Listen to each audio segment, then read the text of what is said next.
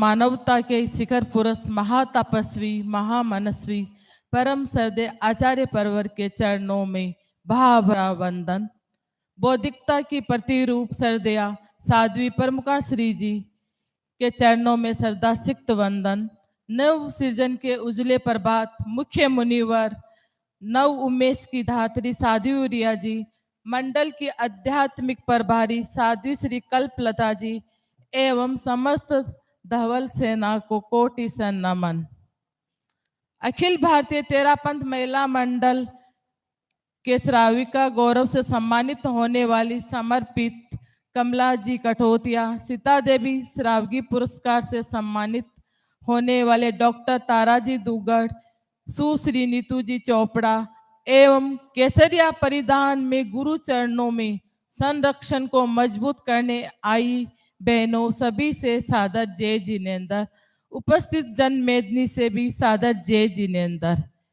किसी भी संस्था का अधिवेशन हमें अवसर देता है कि हम अपने अतीत के कार्यों की समीक्षा करें, वर्तमान में संस्था में सौहार्द और संस्था के उद्देश्य पूर्ति के लिए गतिशील रहें तथा भविष्य की अपनी कार्य योजनाओं और उसकी क्रियान्विति कैसे हो इस विषय के बारे में चिंतन करें। अतीत, वर्तमान और भविष्य की इस श्रृंखला में मैं अपनी बात 8 अक्टूबर 2023 के उन पलों से करना चाहूंगी जब आपकी कृपा का अमृत प्रसाद समझकर इस महान संस्था का अध्यक्ष दायित्व ग्रहण किया था। मन में अखिल भारतीय तेरापंथ महिला मंडल की विकास यात्रा में अपने श्रम और चिंतन की आहुति देकर इसके विकास में योगदान देने का संकल्प था। तो सच कहूं तो मन के किसी कोने में एक हल्की सी झिझक थी, इतने बड़े दायित्व का पालन कैसे कर पाऊंगी। श्रद्धेय साध्वी प्रमुखा श्री जी द्वारा प्रदत्त प्रेरणा और मार्गदर्शन तथा आध्यात्मिक प्रभारी साध्वी कल्पलता जी द्वारा व्यक्त विश्वास से मैं आश्वस्त होने का प्रयास कर रही थी, लेकिन मुझे निर्भीक और निश्चित बनाया उस दिन आपसे प्राप्त कृपा, वात्सल्य और औजार की शक्ति ने। गुरुदेव, उस दिन आपने लगभग 1 बजे तक विराज कर जो करुणा भाव और वात्सल्य की बरसात की मुझ पर और मेरी पूरी महिला शक्ति पर, वे क्षण मेरे लिए जीवन के अविस्मरणीय क्षण हैं और मुझे सदैव प्रेरणा देते रहेंगे कि संघ एवं संस्था के कर्तव्य निर्वहन में मेरा क्षण भर भी परमाल न हो। मैं इसे मेरा अत्यंत सौभाग्य मानती हूँ कि आपके दीक्षा के अमृत वर्ष में मुझे अध्यक्ष दायित्व ग्रहण करने का अवसर मिला और दायित्व ग्रहण के साथ ही आराधना आराध्य के माध्यम से आपके श्री चरणों में मांस कमन, अठाई, तेले, उपवास, एकल ठाना और माला के मनकों के माध्यम से अभिवंदना करने का अवसर मिला। महासमणोस्तु मंगलम के अंतर्गत 5 राष्ट्रीय स्तर पर कार्यक्रम आयोजित कर महिला शक्ति ने अपने आराध्य की अभिवंदना की। उस दिन मैंने संस्कार सेतु के माध्यम से अपने संभावित कार्यक्रमों की योजना आपके श्री चरणों में प्रस्तुत की थी, जिसके आधार पर वर्ष भर हमारे कार्यक्रम संचालित हुए। गुरुदेव, वर्तमान के संदर्भ में बात करूं तो अखिल भारतीय तेरापंथ महिला मंडल ने इस बार पहली बार 500 शाखाओं की संख्या को छुआ है और गत वर्ष 49 शाखाओं का गठन किया गया। ये एक बहुत बड़ी उपलब्धि रही। Door to door connect drive के माध्यम से अधिक बहनों तक पहुंचने का संपर्क करने और सदस्य बनाने का प्रयास रहा। हमारे सारे फ्लैगशिप कार्यक्रम यथासंभव तेरापंथ दर्शन, तत्व ज्ञान, शिक्षा, सेवा आदि तो नियमित रूप से संचालित हो ही रहे हैं।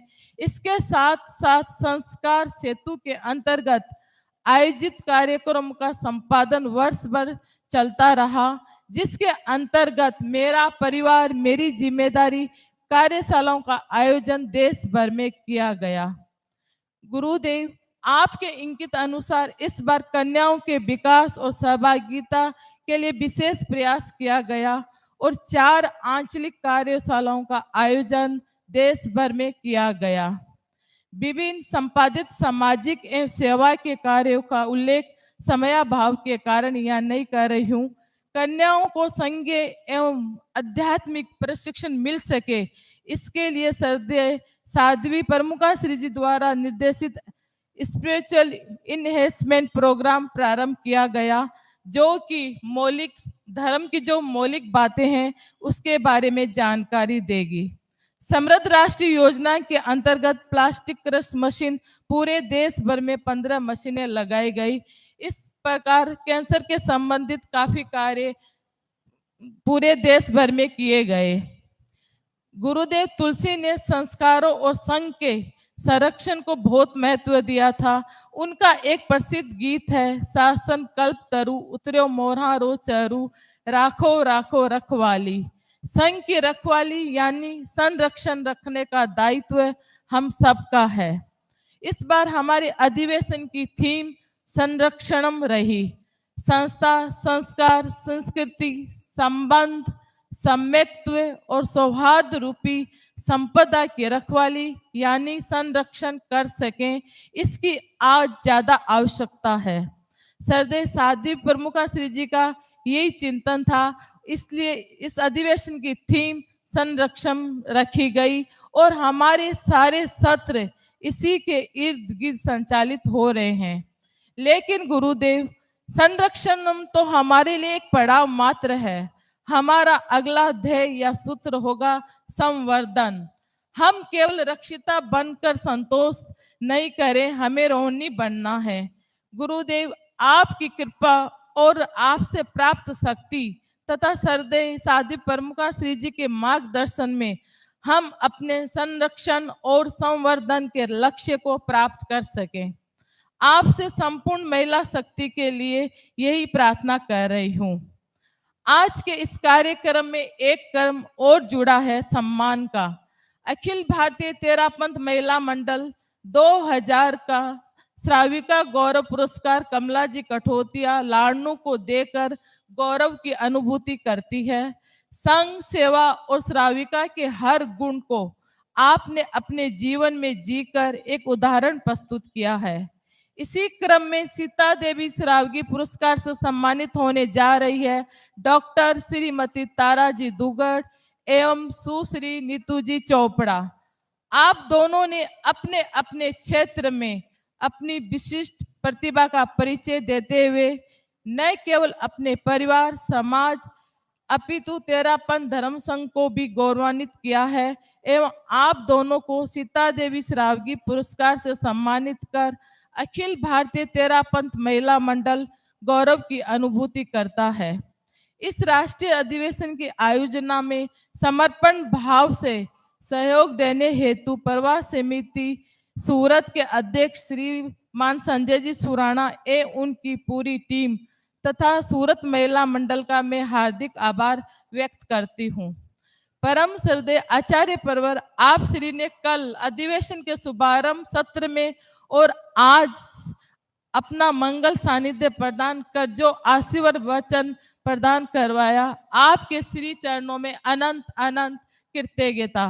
अखिल भारतीय तेरापंथ महिला मंडल आपके वात्सल्य, करुणा और कृपा दृष्टि की छांव तले निरंतर विकास करता रहे, यही हम सब महिलाएं आपसे आशीर्वाद चाहते हैं।